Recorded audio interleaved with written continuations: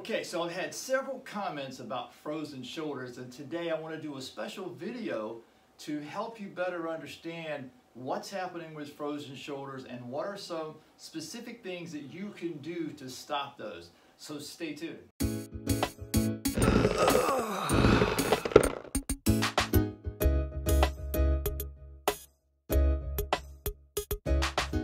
Welcome back to the Muscle Repair Shop, and today we want to talk about frozen shoulders specifically. And today, to help me, is my wife Susan, who's here to help model with me so we can show you what's going on and also what can you do to help resolve those issues. And I've worked with many people who've had frozen shoulders, and most of the time the typical treatments for it either work very, very slowly or not at all. And so today we want to talk about first why, and then what can you do to solve that. So let's begin here with the front side of the body. When you look at the shoulder, the bone part of the shoulder is a very simple apparatus. And so there, you've got the humerus coming into the scapula, which is the shoulder blade on the back, with the collarbone here holding it up.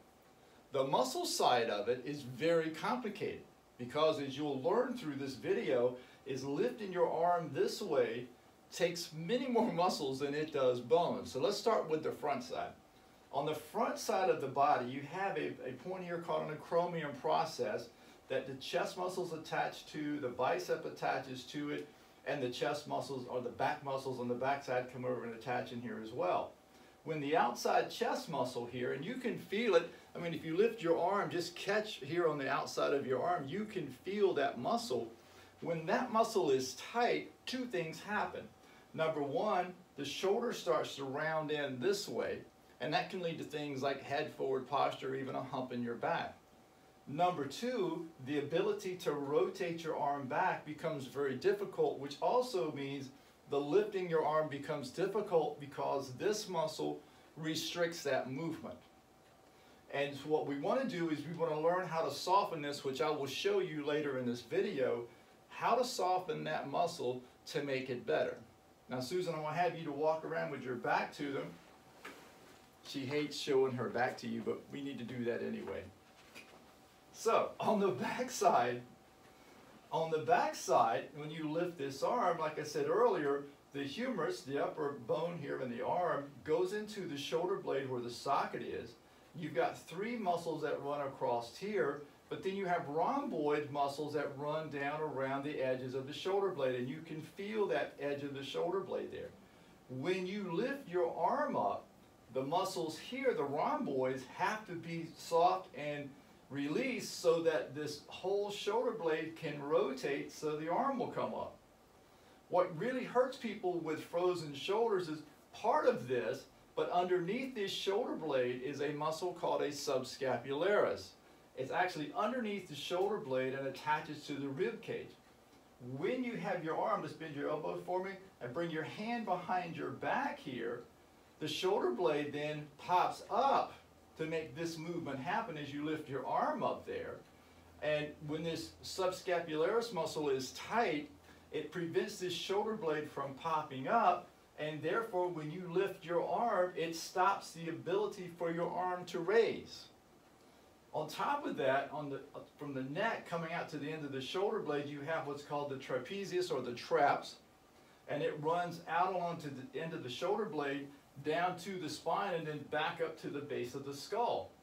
You also have another muscle running from here to the inside corner of the shoulder blade called the levator scapula. When those muscles are fighting with the muscles here and fighting with the muscles on the front of your chest, when you try to lift your arm, these overwork, shooting pain down your arm here or creating a headache on the back side of your head, making your neck stiff on top of the frozen shoulder. So what you want to work on is with the tennis ball massage, which I've talked to in other videos that I've done. You want to place the tennis ball in a sock. For those of you who don't know, place the tennis ball in a sock. You're going to lean against the wall, but you're going to place the tennis ball checking all of these spots one at a time. But that doesn't mean you're going to roll back and forth here on the shoulder. What we're going to do is look for sore spots so that we can soften these muscles, giving this shoulder all the chances it can have to come up over your head this way. Same thing is true on the chest. On the chest, you want to focus on this outside muscle, and so you're going to take and you're going to squeeze a little bit at a time. Now, when I'm doing it on my own, I'll have my arm against the wall to support my arm so I don't have to hold it up, and I'll work with my hand softening the muscle here so that my arm can easily come up over my head. So Susan, I'll have you to lay face down for me. So one of the things that when you're looking at that subscapularis muscle that's underneath your shoulder blade, one of the things that I found to work really well, if we bring your arm here, Susan, so let's put your glasses on the side here. Bring your arms up here. It's going to be difficult at first, so don't fret about this, but try to get your arm as much as you can in this position. You could put a small pillow here if it makes you feel better, and that's okay, because the fear of the pain by letting your elbow drop down, the pillow can take that away. But what you want is try to get your hand as far up as you can without a lot of pain. Put the pillow here, and just practice on just letting go of the elbow so it just rests on the pillow. And what you'll notice is the more you do this, the more this shoulder blade will pop out, and you start to let this come down, and as more of this pops out, the more movement you're going to find in your shoulder as well. That's going to be a real important thing. Over time, you'll start to generally put your arm up a little bit higher. The arm will probably set up like this, and just practice letting this elbow drop. And as that elbow drops, the more you free this up, the brain realizes that this is not going to be painful, and that's going to free that muscle up to allow you to move much better. So you can set back up for me, Susan? And you can face the camera this time. Oh, good. Okay, so when you are working on stretching the arm, what you want to do here is have the hand in behind your head. Now you would do this in a doorway, and I've got several videos where this exercise is, and we'll have a little inset of this stretch as well. But the elbow is on the doorway here. You're going to turn your body, in this case this is her right arm, to your left, and you're going to rotate so that you can stretch this arm out here. Now with a frozen shoulder, you are not going to get it initially this high. If you have to, take it down a few notches and start to practice open this up. Take your time with it, be patient, and understand that if I push too hard here, I'm going to create too much pain and I'm going to have a negative effect, and that's not what we want. So as you start to stretch here, breathe out, hold for the 5 seconds, and repeat this 10 times. Even if you have to bring your arm down this low is okay in the beginning.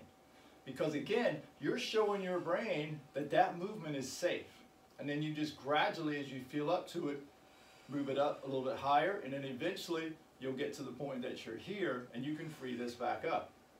One of the things that I've seen with frozen shoulders, if you do this work, do the work with a tennis ball massage, what you're going to find is that this shoulder will start to loosen from the front, from the back, from the top, and from underneath the shoulder blade. And when you do that, it'll free that shoulder blade up. For most people that I've worked with, I've seen it freed up within 30 days, but it depends on how hard you work at it. So if you like this video, please subscribe down below, ring the bell, always leave me comments that we can talk about what's going on with you, because I always want to know, where are you with this? What kind of reactions are you getting from this? It's always going to be a cool thing. And for now, with this video, see ya. Bye-bye.